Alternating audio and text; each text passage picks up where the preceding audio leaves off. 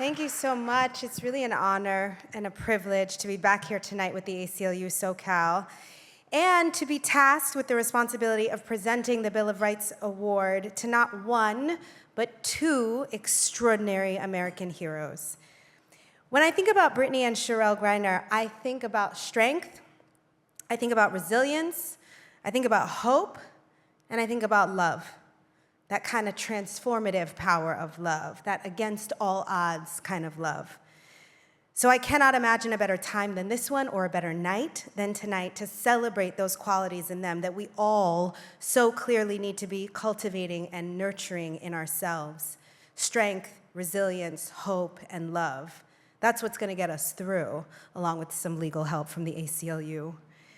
There's no doubt about it, Brittney is strong. How else does a child growing up in Houston who faced ridicule for her height and build learn to stand tall and proud? She stepped into her strength and shaped herself into a champion in every sense of the word. NCAA champion at Baylor, 9-time WNBA All-Star, 3-time Olympic gold medalist, champion for rights and freedoms we celebrate tonight. She showed strength when she came out in Sports Illustrated in 2013, when few athletes openly discussed their sexuality. And while that declaration invited great personal risk, it helped evolve a promising career into a path-breaking one. But Brittney didn't stop there. Her consistently outspoken courage and strength began to take the form of resilience, inspiring year after year of brave advocacy, speaking out against police brutality, as you saw in the video, standing up for women's pay equity, and more and more. Then came Brittney's arrest in a Moscow airport in 2022, which she wrote about so powerfully and elegantly in her memoir, Coming Home. The Kafkaesque show trial, the wrongful prosecution, becoming a pawn in a dictator's game, 10 months of agony in a penal colony in Mordovia, struggling to sleep on beds too small for her frame, shivering in cells cold enough to freeze her locks, seeing the State Department try and fail to arrange so much as a phone call with Sherelle. And yet, on opposite sides of the globe, unable to be in direct contact, Brittney and Sherelle leaned into something even deeper than strength. That was where the hope came in. That hope, that faith, that belief in the seemingly impossible in order to fight against the brutally unimaginable. Sherelle waged a freedom campaign, a campaign to bring the love of her life home, and it was their love that got them both through. 293 days later, a prisoner exchange was arranged. Brittney would be coming home to Sherelle. Okay, now Sherelle's heroism reminds me of the words of the poet John Milton. It's a beautiful quote. They also serve who only stand and wait, except Sherelle did more than only stand and wait. You see, Brittney may have 600 career assists. That's how you know my husband helped me with the speech. But the most valuable assist came from Sherelle. Sherelle honed a strength of her own as a determined, devoted advocate for her partner and earned a law degree in the process. Sherelle campaigned on the airwaves and at award shows, never letting her wife slip from the public mind, from the attention of the White House, from the national and international agenda. Some during this time, well-intentioned, I'm sure, urged patience. Sherelle knew that patience can turn into a palliative for the intolerable. And so she did not take that advice. Instead, she leaned into an urgency filled with hope and love. She created the We Are BG hashtag and rallied support from the WNBA and NBA players and the public. Now, I am not a basketball expert, although you wouldn't know it from how I heckle and cheer on the sidelines at my daughter's 5th grade girls basketball league.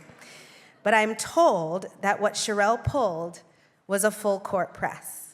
And I was proud to be one of the many people who joined the team that she assembled on Brittney's behalf. And it worked. When they met on that tarmac, they embraced one another, mirrors of strength, icons of resilience, beacons of hope, and real-life examples of the power of true love and partnership. On that tarmac, they held each other, but they lifted our spirits and reminded us of the power of goodness that still exists in the world, which brings me back to tonight. The Bill of Rights Award is about celebrating an individual's strength in standing for justice, but tonight we are celebrating the strength of a partnership. They remind us of the importance of togetherness, of committing to one another, of those hugs that Mark made us give earlier. And it's about something else too, a recognition that even the heroes among us, even the BGs and the RELs, as everybody calls them, can be laid low at the hands of injustice. All it takes is for the rights we cherish to be withdrawn, or for the laws that enshrine them to no longer exist. We all know that many of our rights are soon to be under threat as never before. And so tonight, I want to say thank you to Brittney and to Sherelle and to all of tonight's honorees and to all of you and to the ACLU of Southern California. Thank you for being our real-life heroes. Thank you, Brittney and Sherelle, for inspiring us and teaching us and reminding us to cultivate the qualities you have mastered that we will all need to lean into, now more than ever. Thank you, BG and REL, for your strength, your resilience, and your resistance. That was an interesting Freudian slip. Thank you for your strength, your resilience, your hope, and your love. And speaking of love, I just want to add that this July, Brittney and Sherelle began another very exciting chapter in their lives with the birth of their son, Bash. And so, yes, because you all know being a parent is brave. So Sherelle is with us in spirit tonight, but not with us in person because somebody got to watch that baby. So please join me in congratulating our honoree and my friend, Brittney Griner.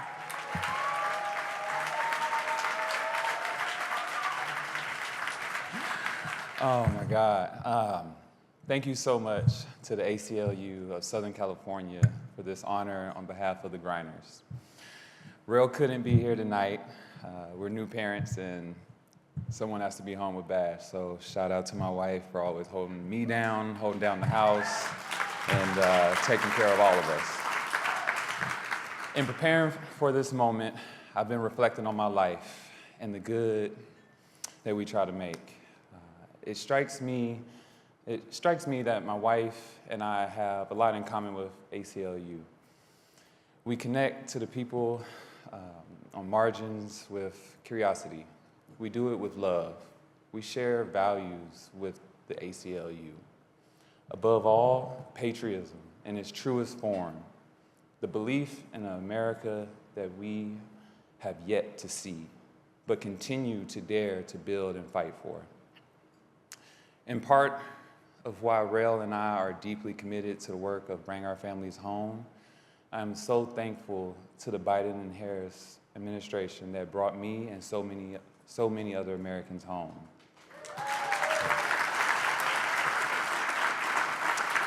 Still, there are at least 43 Americans currently being held hostage or wrongfully detained.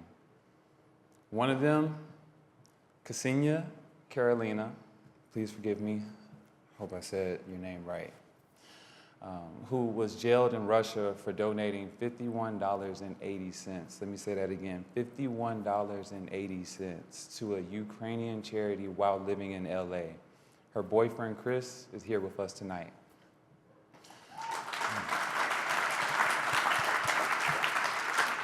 In isolation, detainees need hope. We are easily convinced that the world has forgotten them. Trust me, I know. We have not forgotten them, and we will not forget. In an uncertain world, remember, hope is a muscle, and I have a lot of training in that.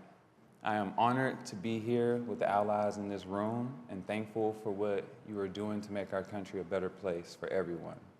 Thank you very much.